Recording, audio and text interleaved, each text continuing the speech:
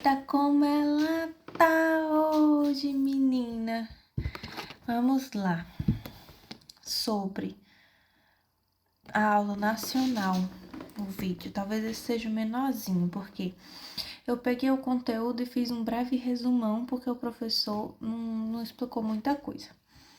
Então, esse vai ser um aulão rapidão, só resumindo o que foi passado na aula nacional.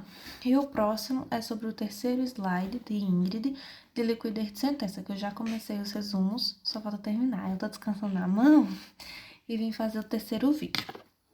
Vamos lá.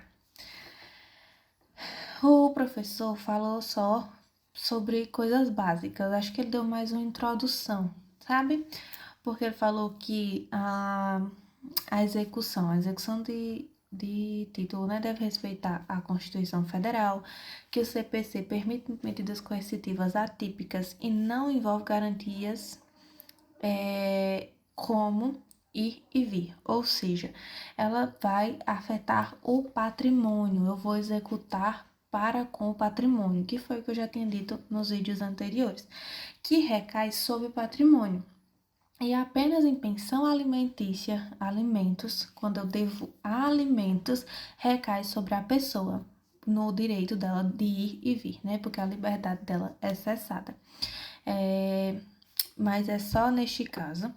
Ele falou do processo, que é um processo pelo qual se tem a relação jurídica entre Estado e as partes, que a execução é satisfazer um direito reconhecido pela atividade do Estado, ou seja, o Estado vai reconhecer aquele título, vai reconhecer que realmente o credor tem direito para com o devedor, né? O devedor deve alguma coisa ao credor, que, portanto, o Estado reconhece aquele direito, reconhece e faz com que seja executado, ou seja, com que o credor receba o que tiver que receber, seja o que ou quanto.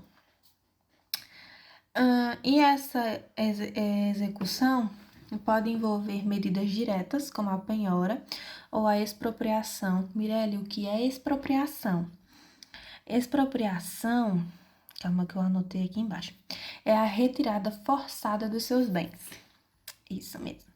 Ou medidas indiretas, que é em cadastro negativo, como o SPC, Serasa, que é um tipo de coação, né? Tô com o nomezinho lá manchado, consequentemente eu fico coagida a pagar porque meu nome fica sujo. Então, são medidas diretas que afetam o tratamento da pessoa ou indiretas.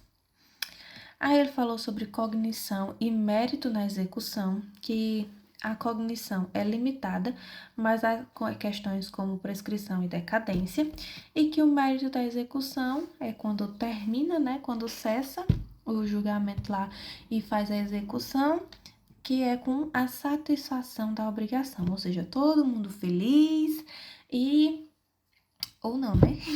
Que o credor está feliz, mas o devedor não tanto, nem tanto.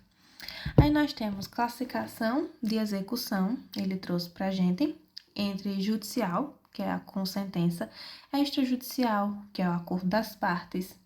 Que isso tudo eu tô falando mais rápido, né? Resumindo, porque eu já falei nos demais vídeos, então eu não vou me aprofundar mais nesse assunto. Tanto é que eu fiz só um resumão, ó, aula nacional.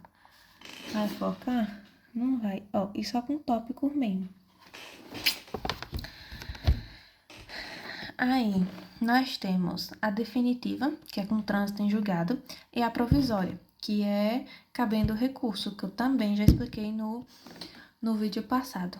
Que com a definitiva eu posso executar sem medo, e na provisória eu posso executar, se ela não for suspensa, mas com a possibilidade de tudo mudar, com recurso. De o próximo tribunal, né, o TJ, ao quem cabe recurso, decidir que aquela decisão é inviável e que eu não devo ou que o valor é menor. Então, provisória porque o credor, mesmo executando, ele sabe, ele tem ciência de que pode devolver parcialmente ou totalmente os valores que foram provisoriamente catados. A rea direta, que é com, por exemplo, a expropriação, a retirada à força de seus bens ou penhora. E a indireta, que é a coação, como eu já expliquei, colocar seu nomezinho lá na negativação e você se sente obrigado ou, assim, coagido a pagar para que seu nome saia do SPC Serasa, por exemplo.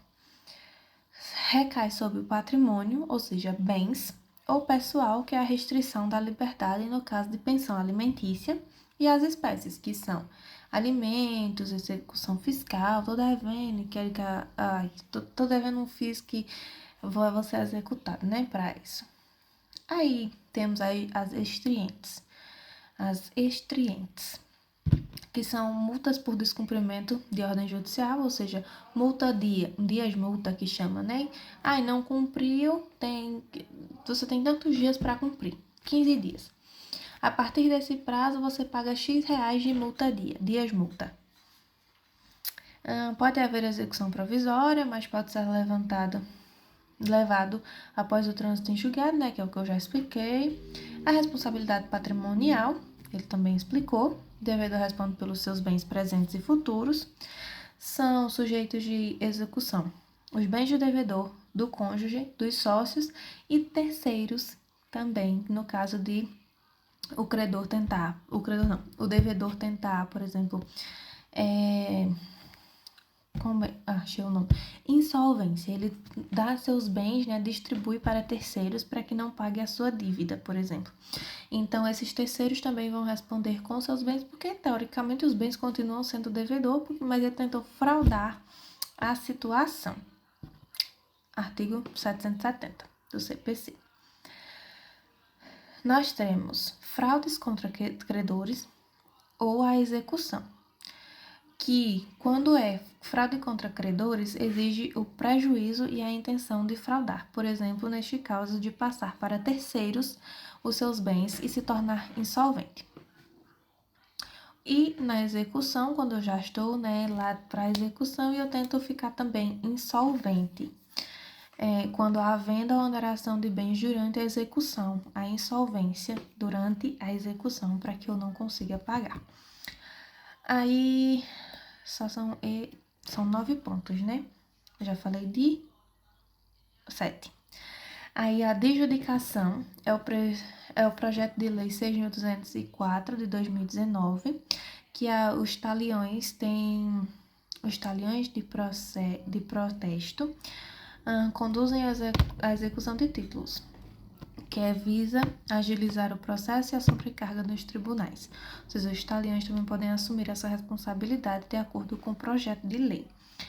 E, em relação à jurisprudência e resolução 350 do CNJ, nós temos, em relação à jurisprudência, a súmula 375 do STJ, que para reconhecer fraude à execução é necessário a penhora de bens ou má-fé de terceiros, e o 350 do CNJ, a resolução 350 do CNJ, incentiva a cooperação judiciária, com reunião de exceções contra o mesmo devedor num único juízo. Então, é basicamente isso que ele deu na aula nacional. Até mais tarde.